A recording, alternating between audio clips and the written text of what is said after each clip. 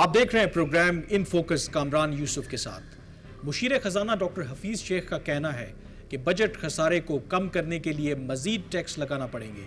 वफाकी हुकूमत पहले ही ये ऐलान कर चुकी है कि नए माली साल से वैल्यू एडेड टैक्स का नफाज किया जा रहा है, लेकिन आम तासुर यह है कि हुकूमत ने यह फैसला इंटरनेशनल मॉनेटरी फंड के कहने पर किया है और बहुत से माहिरीन का यह भी कहना है कि वैल्यू एडेड टैक्स के नफाज से महंगाई में इजाफा होगा।